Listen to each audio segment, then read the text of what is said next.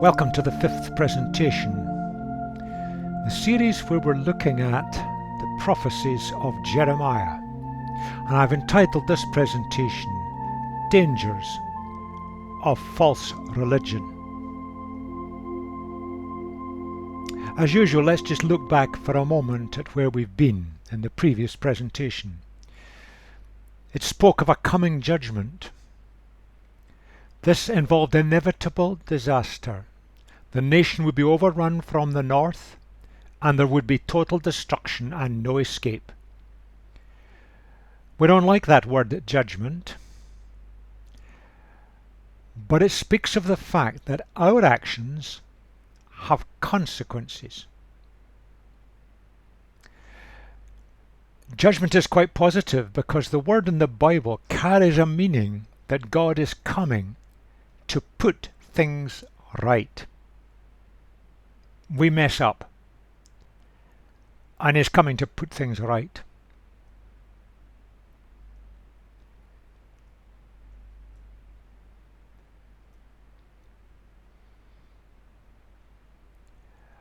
That's a very important idea that the people of Judah had not grasped, and indeed people in Western society today are not grasping. That the decisions being taken now have consequences, and the consequences may tragically be unpleasant. For God's people in the days when Jeremiah was speaking, they had pushed God to the margins of life. They'd locked Him up in temple rituals. They were pursuing wrong belief systems. They were trusting other nations, wrong people, and evil behaviour was being followed. As a result, the consequences are they lost God's direction. They lost God's reality. They were developing social evils. They lost God's protection. And the tragedy was many were being hurt, which is why God had to act to put things right. But the putting things right was going to be painful. Actions have consequences. That's what happened. Jeremiah predicted it. History shows it happened. Their communities, their towns were sacked, agriculture was destroyed, their whole way of life turned upside down, and many ended up in exile in Babylon.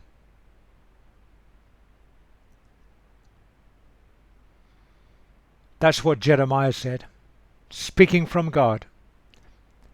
Your own conduct and actions have brought this on you. They'd pushed God out, they'd lost His protection, society fell apart, it weakened, it was ripe for takeover. The word punishment is slightly misleading. The word carries the idea of evil. But put that whole section together, that's what Jeremiah is saying. Our actions have consequences. Our decisions have outcomes that are inevitable. And some of these outcomes may appear to be very evil. And we suffer through it. That carries the idea of punishment. Because rebellion against God leads to unethical behaviour. It leads the rebel unprotected. We've decided to thumb our nose at God. We think we know better. We can plan things ourselves. We can take our own decisions. And we end up making a mess of it. And others get hurt. And inevitably, in the end of the day, God intervenes to put things right, to protect humanity from itself. Isaiah wrote, a horrible and shocking thing has happened in the land. The prophets prophesy lies. The priests rule by their own authority, and my people love it this way. But what will you do in the end? When you've lost everything, and the land is overrun, and you're being forced to do what you don't want to do, and to go where you don't want to go.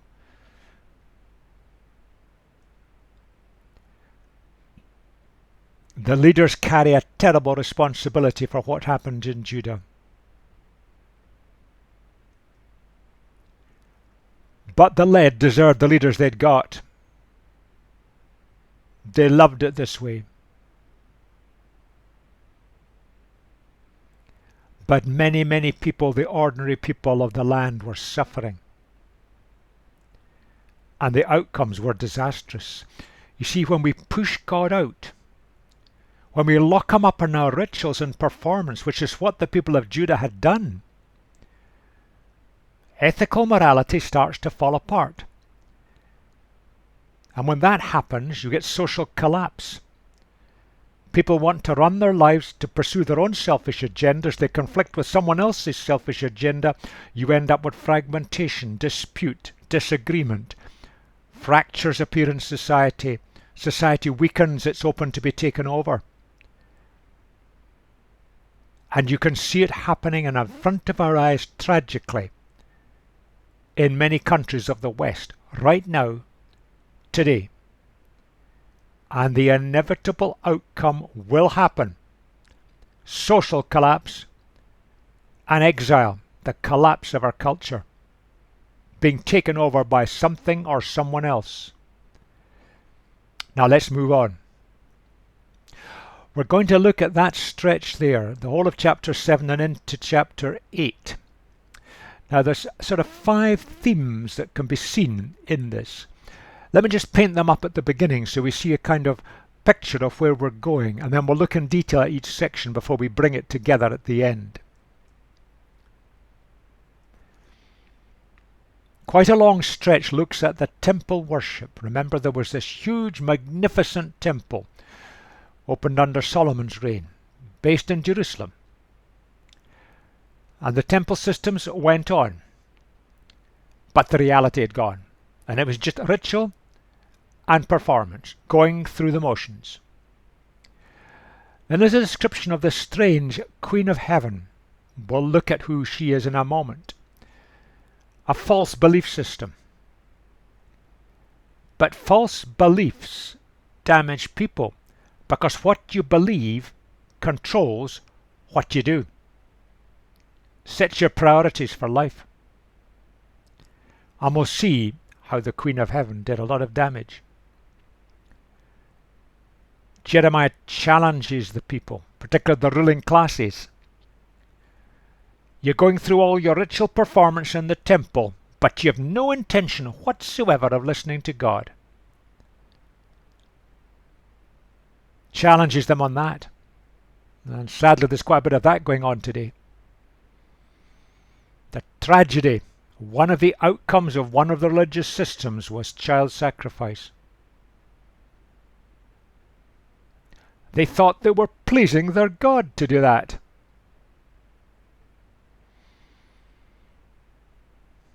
In a strange way, there's a lot of that going on today in the West. We call it abortion.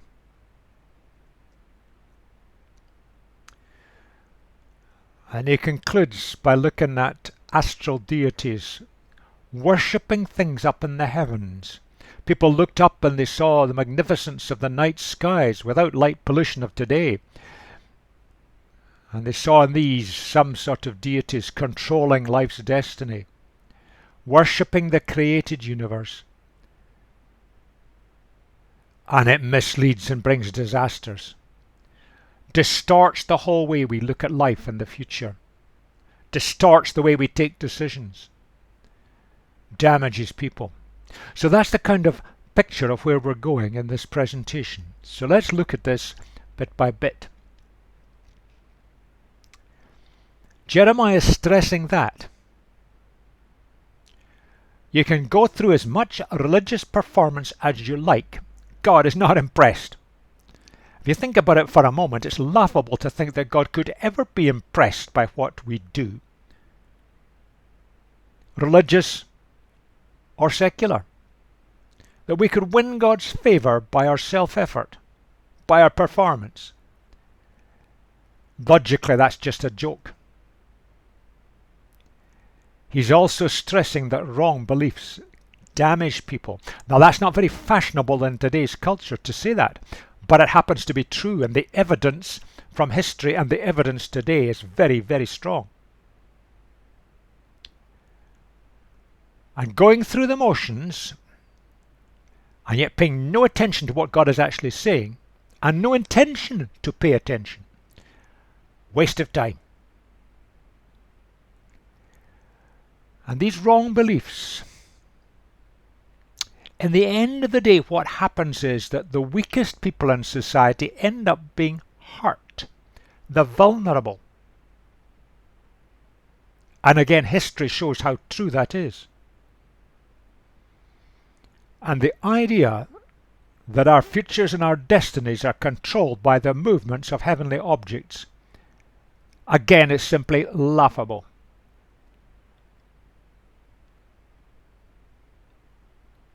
The world of modern science has revealed so much about how the universe works and puts on yet another layer to show that this is a stupid way to go. What a wonderful universe we've got. But you don't worship it. You respect it.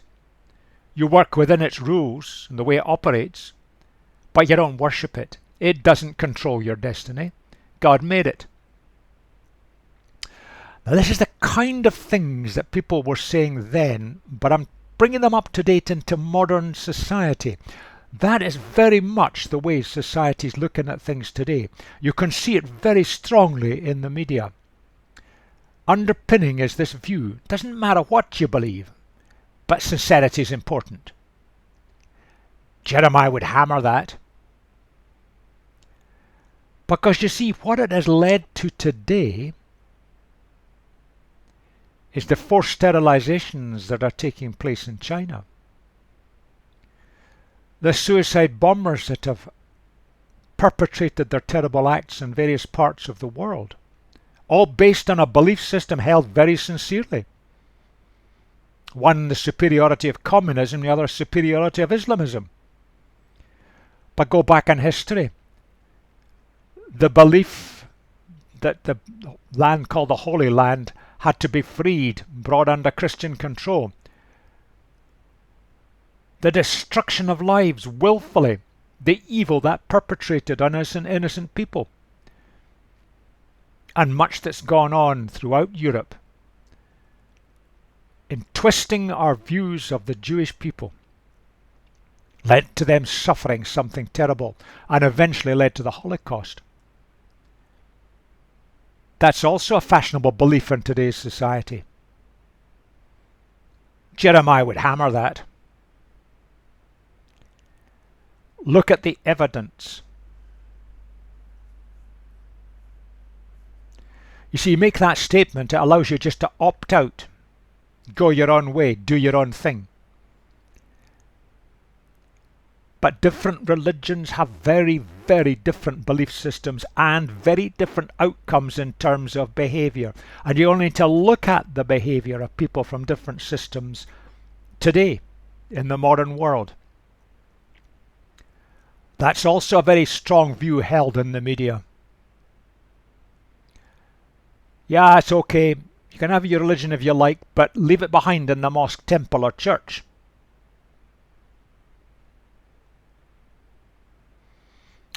Jeremiah would hammer that. You see, religious practice without a life quality is very, very dangerous, and you can see that in the world today.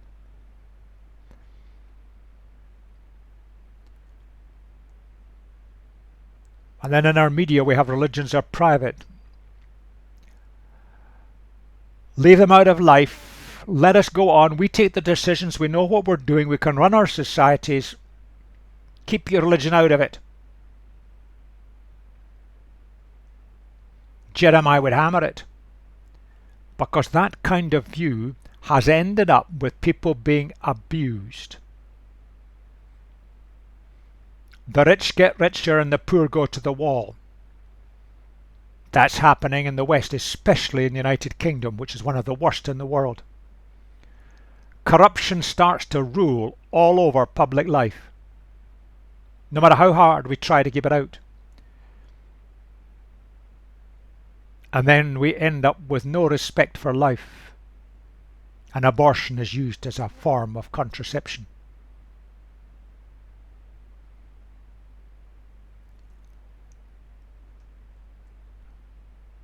Jeremiah brings a central challenge in all of this.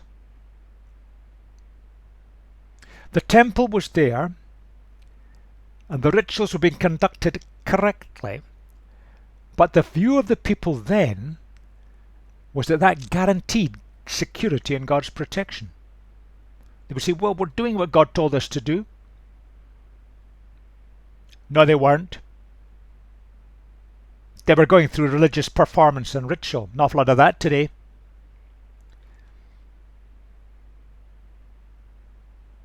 And you can see it. Let me just change the bottom graphic slightly. Coming to church and the correct conduct of our church rituals. Whether it is set in a liturgy, a Eucharist, or a few mandatory songs followed by a long oratory presentation. Our church rituals. Rituals are not necessarily wrong, but they don't on their own do anything, and they certainly do not guarantee security and God's protection. And that's where Jeremiah was really confronting the leadership class of his day, because they thought, we're God's chosen people. We've got the temple. We're still keeping it going. God will look after us. And yet their whole corruption of lifestyle, and people were being hurt, damaged, selfishness ruled. Society was fragmenting, breaking up, weakening. They were ripe for takeover. And Jeremiah saw it's going to happen. You see, it's just not true. And we want to re-examine what we're doing in our churches today, because in many cases we're just repeating what Jeremiah was hammering away at in the days of Judah. Ritual without obedience is a waste of time. Let's look at the text. This is the word that came to Jeremiah from the Lord. Stand at the gate of the Lord's house and there proclaim this message. Go to the temple entrance. Hear the word of the Lord, all you people of Judah who come through these gates to worship the Lord. This is what the Lord Almighty, the God of Israel, says. Reform your ways and your actions, and I will let you live in this place. Do not trust in deceptive words and say, this is the temple of the Lord, the temple of the Lord, the temple of the Lord. If you really change your ways and your actions and deal with each other justly, if you do not oppress the foreigner, the fatherless, or the widow, do not shed innocent blood in this place, if you do not follow other gods to your own harm, then I will let you live in this place, in the land I gave to your ancestors forever and ever. But look, you are trusting in deceptive words that are worthless. Will you steal and murder, commit adultery and perjury, burn incense to Baal, follow other gods you have not known, and then come and stand before me in this house which bears my name, and say, we are safe? Safe to do all these detestable things? Has this house which bears my name become a den of robbers to you? But I've been watching, declares the Lord. Go now to the place in Shiloh where I first made a dwelling for my name, and see what I did to it because of the wickedness of my people Israel. While you were doing all these things, declare the Lord, I spoke to you again and again, but you did not listen. I called you, but you did not answer. Therefore what I did to Shiloh I'll now do to the house that bears my name, the temple you trust in, the place I gave to you and your ancestors. I will thrust you from my presence, just as I did all your fellow Israelites, the people of Ephraim. That's the northern kingdom. What a vivid picture. Trusting in the religious system where their lifestyles were utterly unethical and immoral. Fading out the lower half, let's just focus on the top bit for the moment. One or two things. We've got to watch that little word worship. We translate it into our kind of modern cultures, and we think of turning up and going through a ritual performance, a set of procedures in a church, whatever these procedures may be. Or perhaps standing up and singing a few songs and thinking we're worshipping God. Now the word actually carries the meaning of a physical act of bowing down. But the physical act of bowing down is a picture of accepting that God is God, the Lord of the universe. And we are saying we want to live your way. He made us. He knows the best way, the richest way for our lives. We want to live your way. That's what worship really means, not our pathetic religious performances. That's what Jeremiah would say. You see, the people of Judah, they weren't obeying God's commands. They were not accepting God's rule. They were not accepting that He was the Lord of glory. And in their practical ways of living, they were living in utter evil ways, which Jeremiah is pictured here. You see, ritual without intention to obey is contradictory, pointless, damaging, a waste of time. Oh, we need to ponder that in our churches in the West today. Reform your ways and your actions. And that speaks of a total radical change. It affects the way you and I live. We're not just tinkering at the edges, a bit of more self-effort, a bit of more refining, doing our ritual a bit better, doing the same things but just trying to do them a bit better. No, total reform. A commitment to say, I want to live God's way, and letting it work through. Putting it into modern language, we are rejecting all forms of modern corruption. The land of Judah was riddled with corruption. From the political system, the legal system, the religious system, riddled. And those at the bottom of the social heap suffered, as they are today. Now we might translate, looking after the fatherless or the widow. There was no welfare state then. These were the poor, the dispossessed of that society. In modern language, how do we treat the immigrants who have nothing? How do we treat the poor whom life has passed by? How do we treat people? Oh, how much character assassination and denigration is going on in our political setup in the West today. But tragically, you can see it in church groups too. Protecting life. They sacrificed their infant children, thinking that was pleasing some God.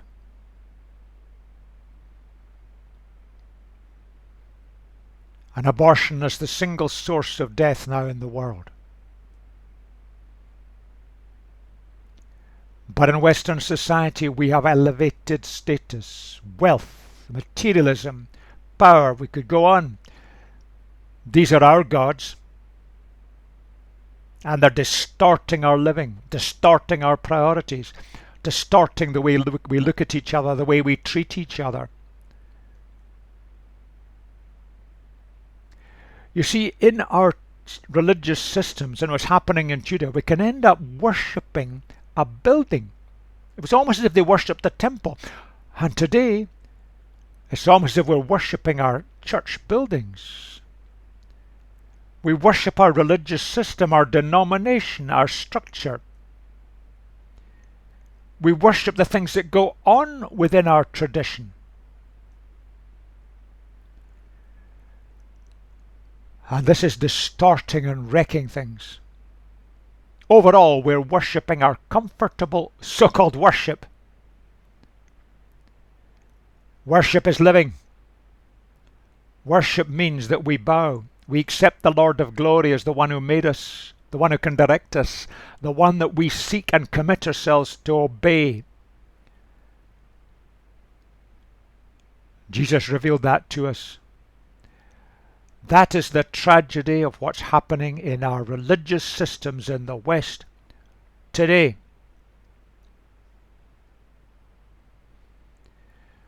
It happened in Judah in the days of Jeremiah.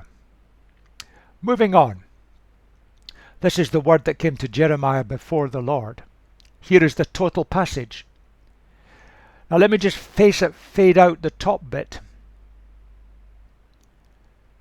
and look at the lower half. There's references to Shiloh. Now Shiloh is roughly in the center of the land, counting Judah and Israel. And it was where the ark was placed a period after they entered the land. There was no temple in Jerusalem at that time. So it became a kind of centre of worship in the early days of the nation. But it became very, very corrupted under Eli's sons. Remember, Eli was the priest under whom Samuel served, the great Samuel, the man of God. And Samuel was the spiritual successor of Eli because Eli's sons lived a terrible, corrupt life. The Philistine army came and wiped it out. Now it describes God doing it because that's the way the Hebrew language and the Hebrew mindset works. God didn't come and wipe out this. It was the Philistines that wiped it out. But in the language of the Hebrew thought form, it's seen as God allowed this to happen. And the point that Jeremiah is making is that religious site is lost and was lost forever because it went corrupt. And the same would happen to the temple in Jerusalem. The leaders then didn't believe him. But it happened. The temple was flattened. Everything of value was taken, burnt to the ground. That's what Jeremiah is saying, showing the mind of God. And the people would be thrust from his presence. They had moved away from God. They had chosen to leave God's protection. They'd chosen to run their own lives, to thumb their nose at God. They weren't prepared to worship, to accept God's authority, to seek to obey him. And tragically, that is always going to be the pattern. Isaiah has a picture for this, translated in a modern version as worthless assemblies. Good translation. Difficult to translate the original Hebrew. The original Hebrew actually says iniquity and solemnity together. That blows the mind. You see, the religion then was leaving wrongdoing unchallenged. Iniquity, wrongdoing. Solemnity. Going through the religious performance. In modern day language, parading around in our robes, looking pious, performing the ritual in the correct way. Or standing up singing our songs, raising our arms. Religion that leaves wrongdoing unchallenged. Isaiah described that as worthless assemblies. God hates it. But the point Jeremiah was making, which repeats what Isaiah said decades before, remaining in the land depended on a willingness to put things right. Tragically, the nation of Judah chose not to put things right. And there was cause and effect. Actions have consequences. Their society eventually fell apart, and the Babylonians flattened them.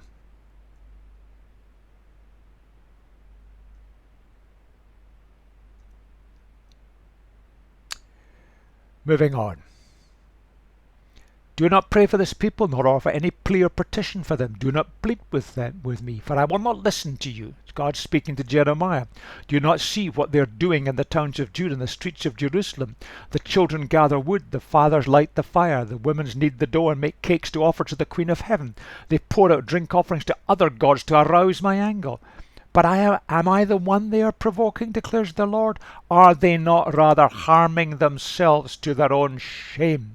Therefore this is what the sovereign Lord says. My anger and my wrath will be poured out in this place, on man and beast, on the trees of the field, the crops of your land, and it will burn and not be quenched.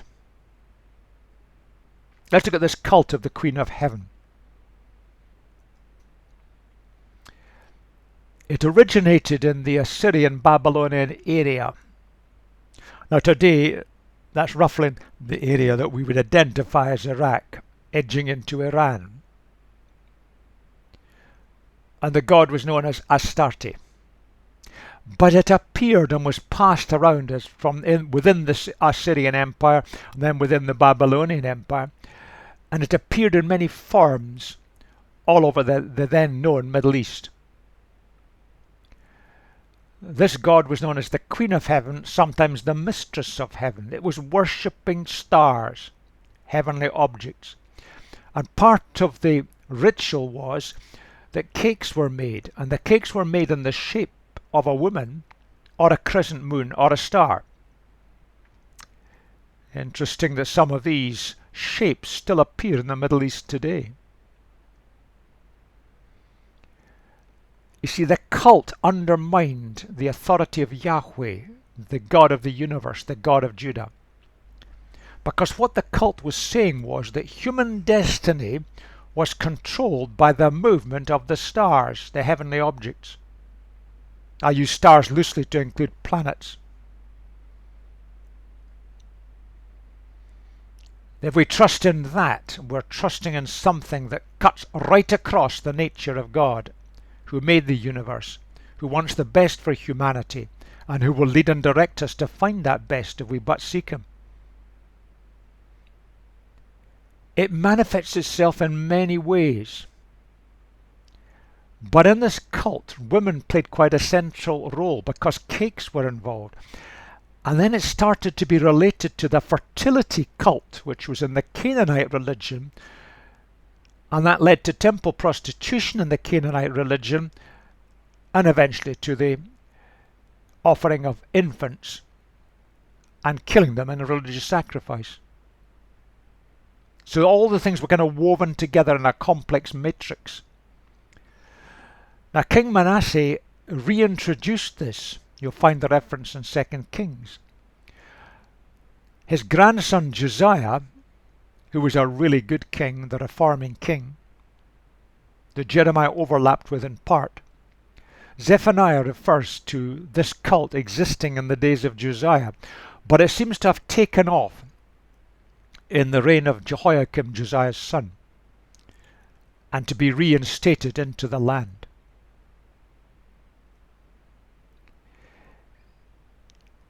The outcome of this is you end up worshipping religion. And if you think about it for a moment, when you start to think that your future is determined by the movement of heavenly objects, then you end up kind of in a vague, kind of fatalistic way.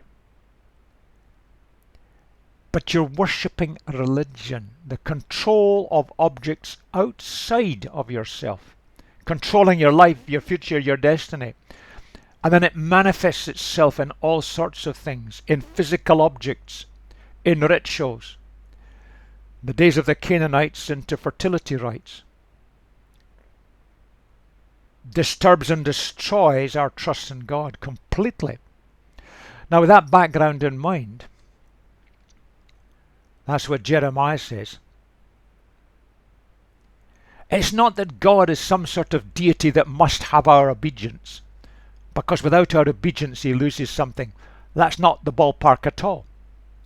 God wants the best for humanity, always, at all times. And when we pursue this kind of astral religion, worshipping religion, we end up harming ourselves, harming our society, harming our relationships, harming the way we look at future. It destroys life at its best, undermines it. And that's a fundamental principle.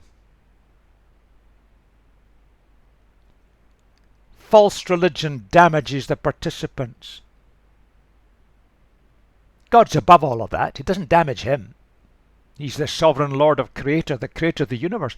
But He does not want us to go down the road of false religion because He knows it will damage us and hurt us. And God wants the best for us. That's why He's so opposed to idolatry and false religion. But moving on. This is what the Lord Almighty, the God of Israel, says. Go ahead. Add your burnt offerings to your other sacrifices. Eat the meat yourselves. That's going back to temple worship. For when I brought your ancestors out of Egypt and spoke to them, I did not just give them commands about burnt offerings and sacrifices, but I gave them this command. Obey me, and I will be your God, and you will be my people.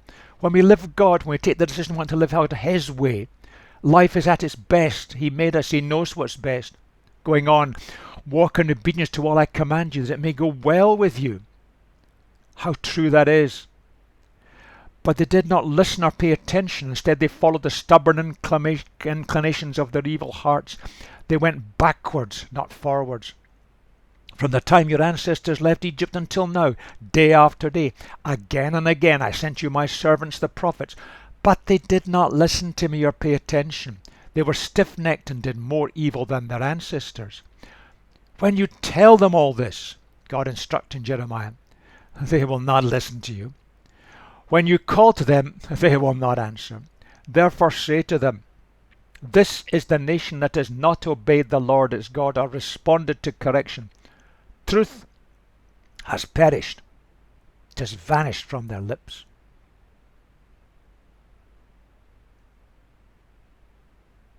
I just pick out some phrases. God knows what is the best thing for us because He made us. He's not a killjoy. He's not demanding that we follow Him and bow down before Him because He needs our worship. He wants us to put Him at the center and follow His directions. It's all positive because doing it that way, it goes well with us.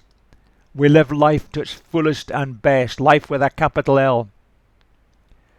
But the people of Judah has not obeyed.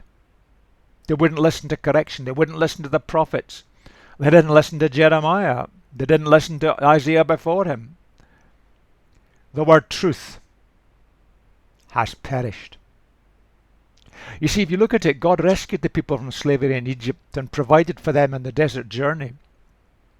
He gave them the land as a secure base camp. It was pretty empty when they got it. Little communities of Canaanites that mostly were absorbed. His purpose was to reach humanity through His people because of their lifestyle. The quality of the people of God should be such that others are attracted. They see it works, and it works better when we live life His way. That's what God's purpose was. They were not chosen because they were special. They were not chosen because they were God's favourite. God wanted to reach all humanity through them. Now, the word truth could mean truth or it could mean faithfulness. And it's interesting that truth and faithfulness are linked in the Hebrew mind, and the words show it. You see, when we accept that what is known about God, what He's revealed to us through the prophets, and when we respond to that, that's faithfulness. It all comes together as one package. We face up and realize, yeah, this is right, this is true. Therefore, I'm going to commit my life to live this way. It's our faithful response. That had vanished from the nation. And the nation had signed its own death warrant. Now, the covenant that's pictured here is described in Exodus 19. It's the background of what Jeremiah was saying. Let me just read a few verses from Exodus 19. On the first day of the 3rd month after the Israelites left Egypt, on that very day they came to the desert of Sinai. After they set out from Rephidim, they entered the desert of Sinai, and Israel camped there in the desert in front of the mountain, that's Mount Sinai. Moses went up to God, and the Lord called to him from the mountain and said, "This is what you are to say to the descendants of Jacob and what you are to tell the people of Israel." Now, they just escaped from Egypt. "You yourselves have seen what I did to Egypt, how I carried you on eagle's wings and brought you to myself." That was their rescue. "Now, if you obey me fully and keep my covenant, then out of all nations you will be my treasured possession. Although the whole earth is mine, you will be for me a kingdom of priests and a holy nation. These are the words you are to speak to the Israelites." This speaks of a kingdom of priests, a holy nation. By the quality of their life, they would be the means to draw other communities to God. Moses went back, summoned the elders of the people, set before them all the words the Lord had commanded him to speak. The people all responded together, "We will do everything the Lord has said." So Moses brought their answer back to the Lord. Now you'll find that in the first 8 verses of Exodus 19. That's the picture from the covenant of Exodus. God had rescued his people from slavery, and he'd brought them through the desert to the Mount Sinai, the Sinai Peninsula. He was looking for a response of obedience. He wanted a quality lifestyle. That's living God's way. And he showed them what God's way was, and he showed it through Moses at Mount Sinai. That's the central thing. When we live God's way, reflecting the nature of God, which is love, it makes an impact. Now, there are signs that it did make an impact on people groups, and people did join the nation. Made the biggest impact when seen in the perfect life of Jesus. And it's still going on today. And Jeremiah is really making the point the temple rituals came later, because the temple rituals were a visual reminder of this spiritual reality. These people couldn't read or write. And these rituals had carried a visual message. But lose the spiritual reality, the rituals mean nothing, which is what had happened in the days of Jeremiah. There are great messages here for us today, because that is the central truth. And we need to ask of our communities, the communities today of the followers of Jesus scattered throughout the West, what kind of impact are we making? Not by talking at people, not by condemning them, but just by the way we live. Quality of lifestyle. The way we treat each other, the way we treat others.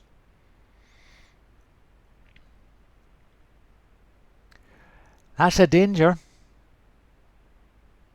Happening today, it happened in the days of Jeremiah.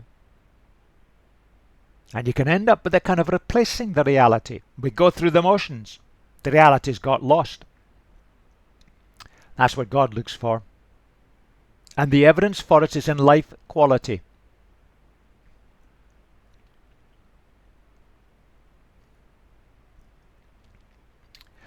To the final stretch. Cut off your hair and throw it away. Take up a lament on the barren heights, for the Lord has rejected and abandoned this generation. It is under his wrath. The people of Judah have done evil in my eyes, declares the Lord. They have set up their detestable idols in the house that bears my name, and have defiled it. They have built the high places of Topheth in the valley of Ben Hinnom, to burn their sons and daughters in the fire. That's child sacrifice. Something I did not command, nor did it enter my mind. So beware, the days are coming, declares the Lord, when people will no longer call it Topheth or the valley of Ben Hinnom. That's a valley just outside Jerusalem. But the valley of slaughter. For they will bury the dead in Topheth until there is no more room. Then the carcasses of this people will become food for the birds and the wild animals, and there will be no one to frighten them away. I will bring an end to the sounds of joy and gladness, to the voices of bride and bridegroom in the towns of Judah and the streets of Jerusalem. For the land will become desolate. This is picturing the Babylonian onslaught when this happened. At that time, declares the Lord, the bones of the kings and officials of Judah, the bones of priests and prophets, and the bones of the people of Jerusalem will be removed from their graves. They'll be exposed to the sun and the moon and all the stars of heaven, which they have loved and served, and which they have followed and consulted and worshipped. They will not be gathered up or buried, but they'll be like dung lying on the ground. Wherever I banish them, all the survivors of this evil nation will prefer death to life, declares the Lord Almighty. That is a vivid picture of what was inevitably going to happen to the nation unless they put their house in order. Cutting off your hair is translating cutting off your crown, and it's a symbol of just loss of status. The people lost everything. Their whole raison d'etre, their whole status, their position as the people of God. They had done terrible things. Jeremiah pictures two evils, and archaeology and history documents show that these were happening at the time. Some of the idols of other religions are being set up right in the temple area. And child sacrifice in the valley just outside Jerusalem.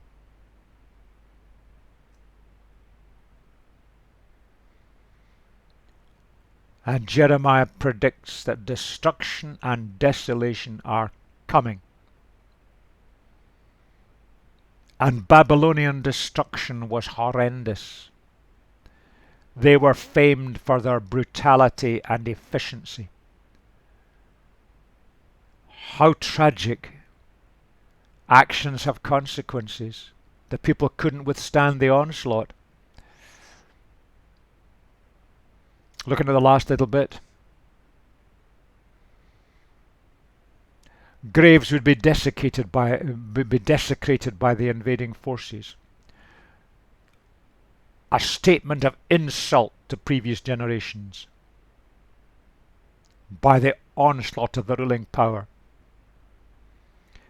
Many would go into exile where life would be so intolerable that death would be seen as desirable. They preferred death to life.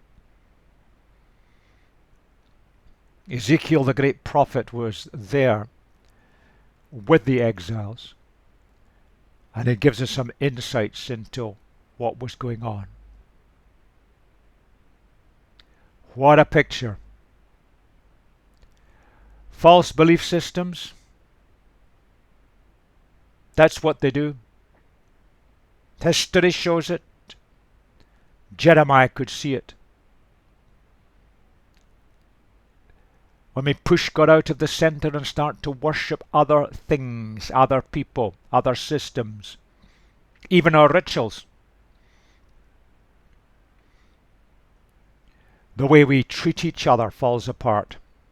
We need to follow God's direction because He knows the best way, and He can give us the resources to follow the best way. And all this ritual counts for nothing.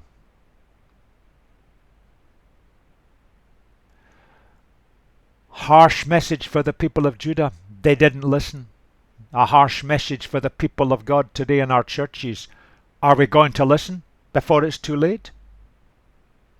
Because that's all a waste of time. What God wants is us to put Him at the center, because then we can live fulfilled lives, blessing those around, lifting the standards of society, our behaviour which is quality because of the way we treat each other. That's how it's seen. God looks for quality lifestyle in His people, because that kind of lifestyle makes an impact on other people. All nations will be blessed through you, said God to Abram, the founder of the nation. People round about will be blessed by your very existence when you live the quality of Jesus before the watching world. That's God's purpose. There will be an impact, and others will be drawn into that quality, and in New Testament terms, to follow the ways of Jesus. Harsh but clear and positive message in the prophecy of Jeremiah, but we need to take it seriously in the West today.